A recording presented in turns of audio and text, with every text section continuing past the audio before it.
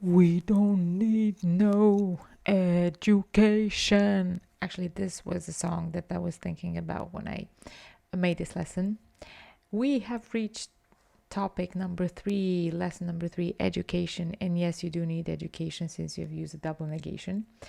Today, we are going to focus on writing, mainly on writing task 2 in the academic, writing an essay. Today we're going to learn nouns for academic subjects and verbs for academic study. We're going to learn how to choose the right part of speech and to write in an academic style. So again, grab your notepad. There's going to be a lot of writing today. And here we go. We've got a little vocabulary part for you. Academic subjects. Archaeology. Be careful how you spell this one. It's with an AE, yeah. If with no, with only A, it's incorrect as well, but don't panic if you find the AE. Archaeology is the study of the societies and peoples of the past by examining the remains of their buildings, tools, and other objects. For example, an archaeology professor at Florida's State University. Astronomy, it's an uncountable noun, which is the scientific study of the stars, planets, and other natural objects in space. Economics is the study of the way in which money, industry, and trade are organized in a society. For example, he gained a first-class honors degree in economics. Geology is the study of the Earth's structure, surface, and origins. He was visiting professor of geology at the University of Jordan. Linguistics is the study of the way in which language works. For example, modern linguistics emerged as a distinct field in the 19th century. Psychology is the scientific study of the human mind and the reasons for people's behavior, so they say. For example, research in in educational psychology. And then we have sociology, not sociology or anything like that. That's Romanian. Sociology is the study of society or of the way society is organized. A sociology professor at the University of North Carolina. Okay, so we have only USA, no Europe. That's sad. Okay, we are going to move on to nouns associated with research. We've got evidence, which is uncountable. Is anything that you see, experience, read, or are told that causes you to believe that something is true or has really happened. Yeah, evidence of or evidence for. Yeah, a report on the scientific evidence for global warming. Or you can say there's a lot of evidence that stress is partly responsible for disease. It is. Hypothesis. Yeah, the plural is only with a difference of a letter, is an E. Is an idea which is suggested as a possible explanation for a particular situation or condition, but which has not been proved to be correct. It's quite a formal noun. For example, work will now begin to test the hypothesis in maths. And the next one, theories, is a formal idea or set of ideas that is intended to explain something. We all know Einstein's theory of relativity in 1905. Okay, we also have academic activities. So we've got words which are related to academic activities. We've got the verb analyze. You can also use the US spelling with a Z. Analyze, that's totally fine. If you analyze something, you consider it carefully or use statistical methods in order to fully understand it. For example, this book teaches you how to analyze what is causing the stress in your life. Problems usually cause the stress. Claim. It's a verb. If you say that someone claims that something is true, you mean they say that it is true, but you are not sure whether or not they are telling the truth. A man claiming to be a journalist threatened to reveal details about her private life. Oh, bad. Define. If you define a word or expression, like a dictionary, explain its meaning. For example, You can say that Oxford Dictionary defines a workaholic as a person obsessively addicted to work. Evaluate. If you evaluate something or someone, you consider them in order to make a judgment about them, for example, about how good or bad they are. The market situation is difficult to evaluate. And the last one, investigate. If you investigate something, you study or examine it carefully to find out the truth about it. Research in Oxford is now investigating a possible link between endometriosis and the immune system. And that's all with the vocabulary. I've got a little warm-up for you. For example, I would like you to choose a subject you study at school or at college. And I would like you to take 1 minute to brainstorm words or phrases related to the subject you chose. I chose history, and the words are historian, chronicle, count, past, annals. No, that's not the word you're thinking about. Annals is not the thing you're thinking about. It means like an archive or a record or a register, like archives of something which happened in the past.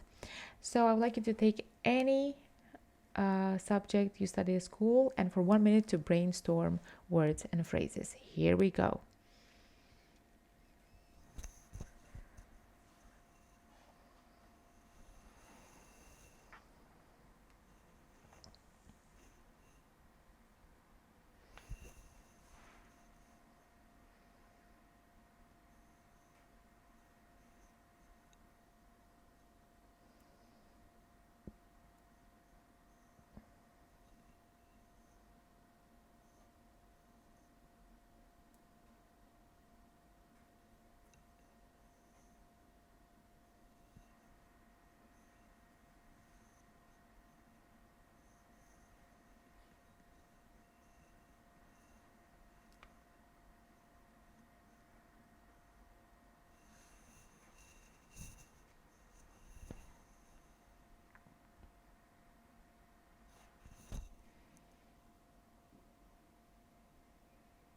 And time's up. Please let me know what you thought about and the words you have brainstormed in the comment section. And we're moving on to the first activity. Here we've got a completion exercise. You have to complete words 1 to 7 below with the endings x, lo, logi, or y to form the names of subjects. Then you have to match them to the topics on the right side, A to G. So words for academic subjects can have many different endings. There are a few of them which are common: X, statistics, economics, informatics, linguistics, mathematics. Logi, which comes from Greek logos, biology, biology, geology, psychology, sociology. And then we have Y, but it's pronounced E, like philosophy, archaeology, astronomy, geography. So these are the most common ones. Learn to recognize these. So grab your pen and your notepad, and you've got 2 minutes to solve this activity. Here we go.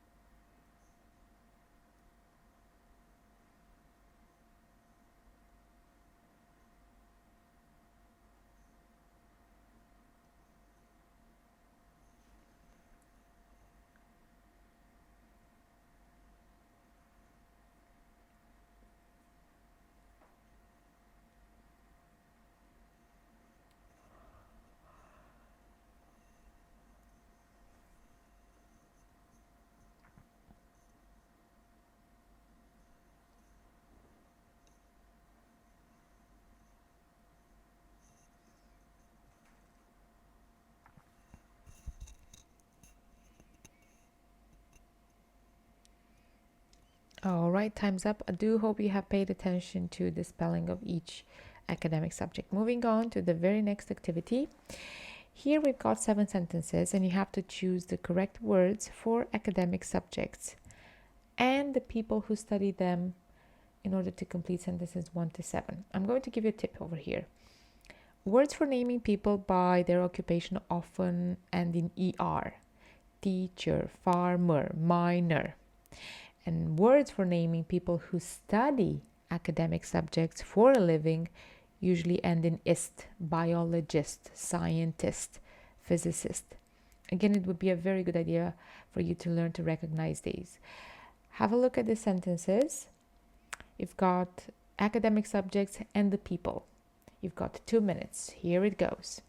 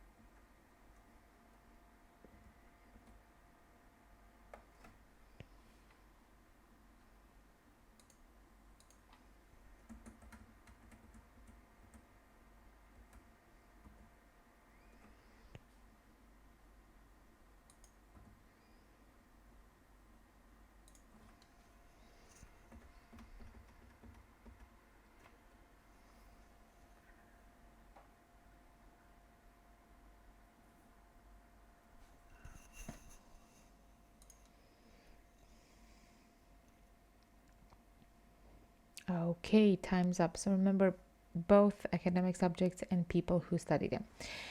Moving on, next activity, you've got a little table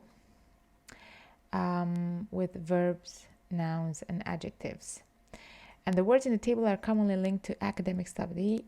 It would be a very good idea for you to use your dictionary to complete the table. In one of my Instagram posts, I think I told you about a very good online free dictionary. It's called thefreedictionary.org or .com. I don't really remember. So I would like to give you a tip before you start this activity. When you're writing in the IELTS exam, you need to use not only the right words, but also the right parts of speech. For example, Thompson and her colleagues analyze the samples using the antibody test. This is the verb. The main results of the analysis are summarized below, which is the noun.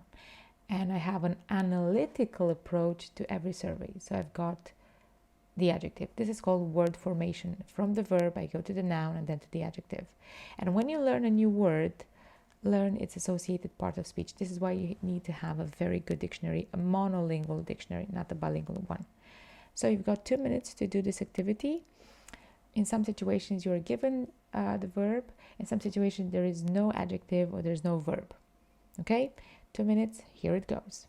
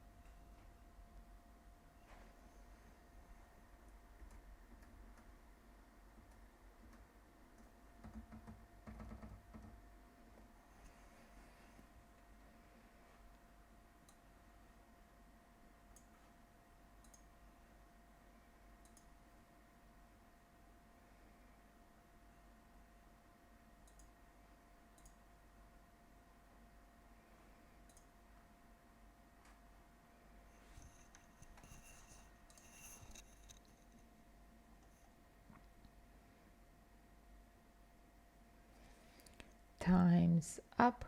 Moving on to another interesting activity where you have to choose the correct part of speech from the words in italics and bold, sorry.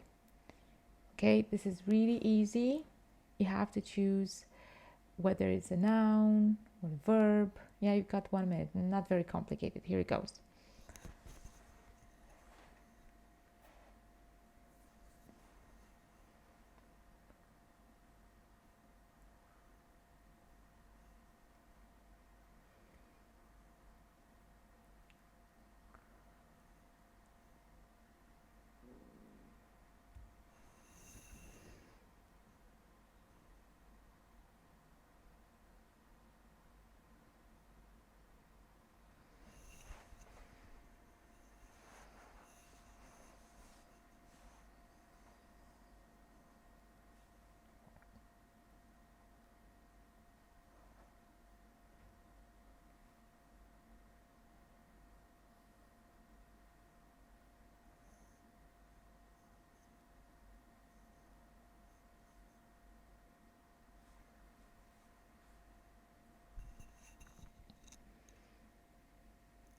Okay, time's up. As I told, it was really, really easy.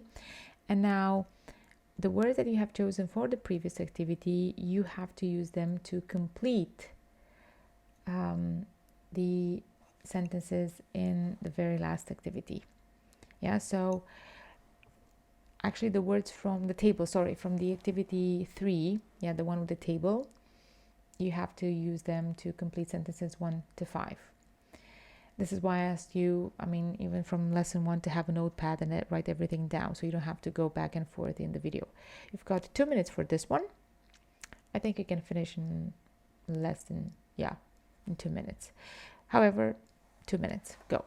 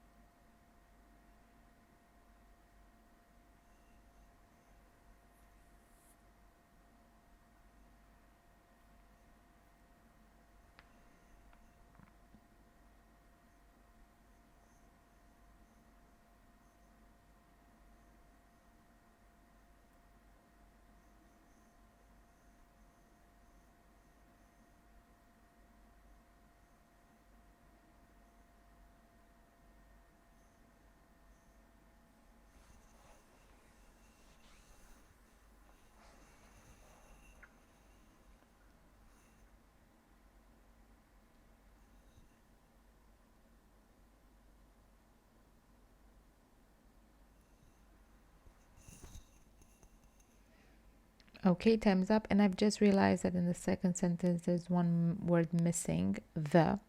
It would be difficult to design a scientific experiment to test the that multiple time dimensions exist. Again, if you notice any typos or spellings, please let me know, or let other people know. It would be very useful. Okay, and that was it. We're at the very last part of our lesson today, which is writing task 2, the essay. You're going to read a student's answer to an IELTS writing task 2, in which candidates, as you probably know, are required to write a 250-word essay on a given topic. What you have to do, you've got 10 gaps. You have to complete the essay with words from the lesson.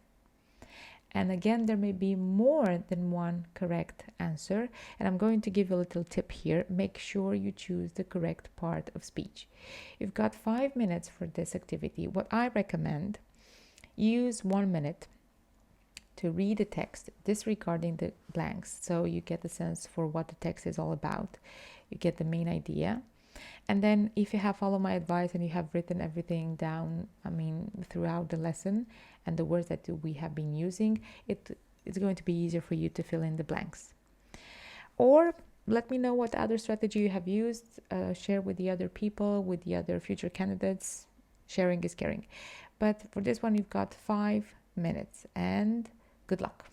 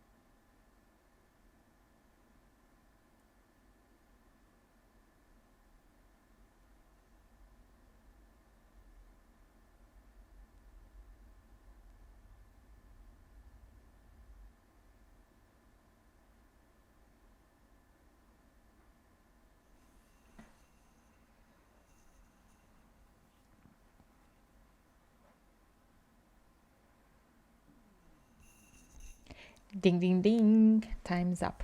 That's it. By the way, you can use this essay as a very good sample. It's very well written, it's very clear. That was all for today. I do hope you have found this lesson useful. If you did, please leave me a thumbs up or a comment, or you can share it with your friends. I'm looking forward to seeing you next time at the next unit. I'm going to give you a little bit of a sneak peek, and I'm going to tell you that it's about adventure, so get ready. Thank you very much for watching, and see you next time. Bye bye.